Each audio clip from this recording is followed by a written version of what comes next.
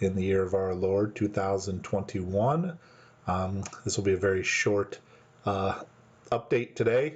Got to try to keep up with a little bit of snow because we have a funeral coming up this morning. So want to make sure that we already have issues with we can't kind of use our normal way to bring in the casket in the family because of the snow on 124th Street. So we're trying to make some ultimate plans on that. So what's interesting is that, or at least I find it interesting maybe, these next few days just have the titles Thursday after Ash Wednesday, Friday after Ash Wednesday, and Saturday after Ash Wednesday, because Sunday will be the first Sunday of Lent. So we're in this kind of prelude period, so to speak. Lent has begun, but it's not a full week, and so it's kind of interesting that they get these kind of generic titles of Thursday after Ash Wednesday, and Friday after Ash Wednesday, and Saturday after Ash Wednesday. But that's not so bad. And hopefully everyone's Lent is off to a good start as we are here on day 2. Got all those Lenten spiritual practices to help us to grow in holiness all squared away and ready to go. So I'll probably talk at some point about my Lenten practices during this time, because one of the things is that there aren't a lot of saints that are going to come up to talk about, which is usually kind of my fallback position if there's a saint on the liturgical calendar.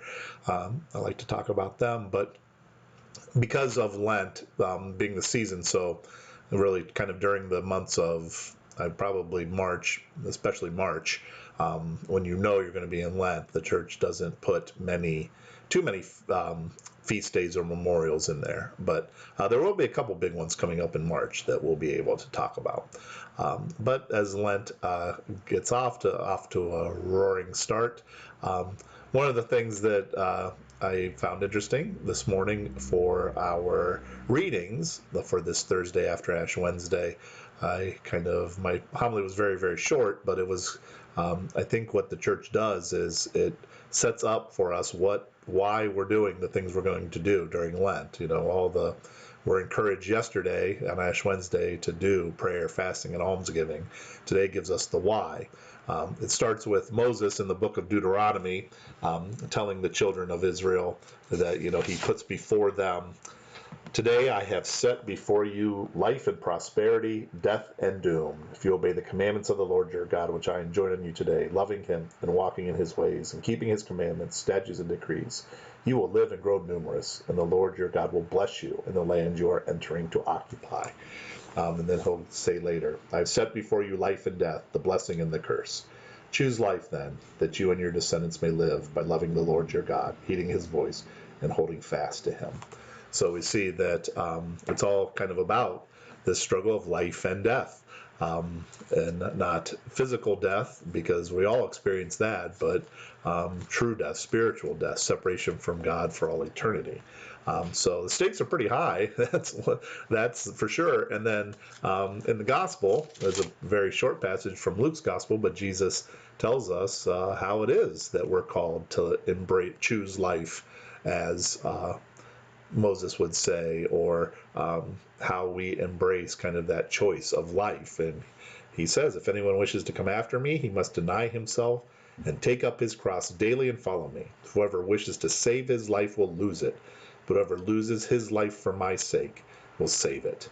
So we're called to lose our lives for the sake of the Lord, and there we actually find it. So it's one of those great kind of I'm not sure the word I'm looking for to describe it, but we find these a lot of times in the spiritual life, that almost the opposite of what we would think would happen happens, or in a way it's opposite of what the world puts forth. So the world will tell us that our lives here are all about pleasure and possessions and fame, and all those kind of things, all these things that are actually fleeting. And Jesus says, no, actually, if you want to have life in the fullness that he wants to give it to you, you have to give your life up to get that. So, and I'm sure we've all experienced that too. That's where the old saying, that's not a religious saying, but it's better to give than to receive. that people recognize when they have given. That in a way they get a lot back. They get a lot more back than the person they have given to. So those are all kind of, I think, good spiritual maxims or spiritual guidance to think about as we start this Lenten season. We will have Mass tomorrow morning at 8 a.m., and then our weekend schedule is 3 o'clock confessions on Saturday afternoon at St. John the Baptist, 3 p.m. to 4:15 p.m., and then we have Mass at 4:30 p.m., and then on Sunday there's confessions at St. Michael's at 8 a.m. going until 8:30, and then following with Mass at 8:45, and then Sunday Mass at 10:30 at St. John's. So hope everybody has a very good day. Hope everybody's staying safe and warm, and just what we need, a little bit more snow, but we'll continue to dig out and probably dig out for each other, and also look out and pray for one another. And I pray that God will bless you abundantly this day.